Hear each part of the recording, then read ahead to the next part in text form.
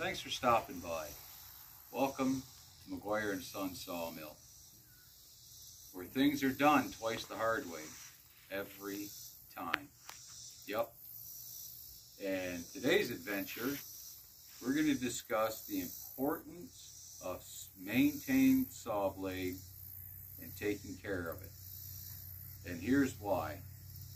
Our mill was cutting on a 5/16 inch taper from end to end on a 12-foot board. So you'd start out at a full 1 inch, and when you got to the end of it, you were 11/16.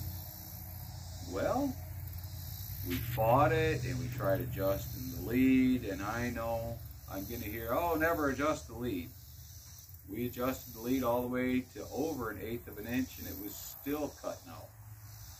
So what we did was we went back to the basics. And the basics are very simply, if you don't have one of these, you can download it for free. And if you don't have one, get one. Because the amount of information in this is invaluable. Mark Calici and John Clark will both tell you this is the Bible of sawmilling. You gotta have it. But what we ended up doing was we started at the basics. We went back to the foundation. We went back to the track. We made sure everything was right. And what we found was we had a bad bearing in the carriage. At the very back of that carriage was a bad bearing. We replaced it. Put different carriage wheels on and tightened up the carriage quite a bit because the carriage was sloppy. And from there, we moved to this saw blade. And we had to go through, and on every one of these shanks, they were rounded on the edges.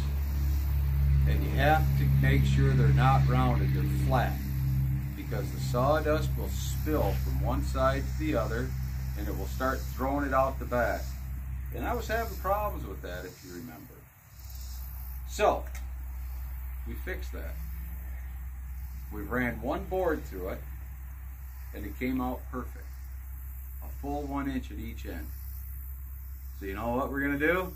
We're going to fire it up, and we're going to see, in a long run, if it worked. But we have filed teeth, filed the shanks, got them back flat. Carriage is tight. Everything is set according to the book. The only thing lacking is the horsepower. Because according to the book, I should be running about 133 horsepower through this mill. Belsaw says 25 to 50. So, I think Belsaw is planning on us sawing logs that are no bigger than 12 inches in diameter for its entire life. So stick around. Let's see what happens. It's going to be a treat, one way or the other. Welcome to Twice the Hard Way. Thank you.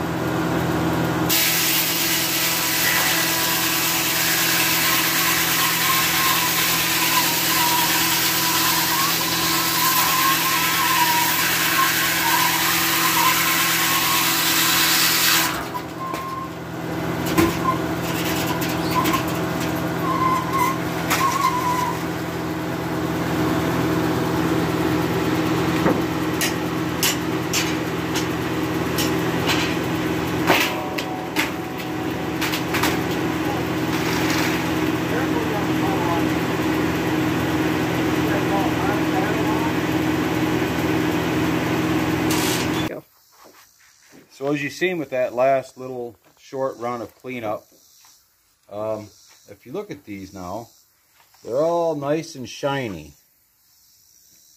They're all nice. What we did was took a Dremel with a sanding disc and we sanded them, and just enough to take the round out of them, because they will round up and they'll just spill over. They'll kind of look kind of like that, and they'll just spill the sawdust out of the sides, and it'll push your saw or pull your saw one way or the other. It'll cause your saw to heat, and that's bad. Everybody knows that's got to be bad. So when you're dealing with these Belsaws, keep your gullets clean. More horsepower is gooder. It's way gooder. Now with that being said, let me show you some of these boards. Rob, before you take off that board, let's show the fine folks at home. Now, do we have one of the boards that before we fixed the blade? No. Are any of these it? No. All those are good boards? Yeah. Okay. We had you can see on this one, we're about 1.25 inches. Mark Galici would say, close enough. And we're just 1.25 inches down here at this end. So, with that being said, take care of your shanks, keep them clean, keep them flat. I follow a lot of the guys on YouTube like Mark Galici, John Clark of Frickin' Jeep, even out of the woods out there, Nathan. Gary Weiler Jr., he's got an American. A bunch of these Belsaws, they're good little saws. They really are. Take your time, make sure everything's correct. Don't hurry them. It'll be all right. Just take your time. With that being said, we got a new workbench we built.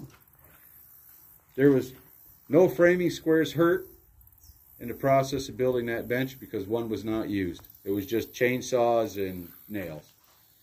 And you'll see from the pictures that'll be added, Robert can stand on that bad boy. It's big enough.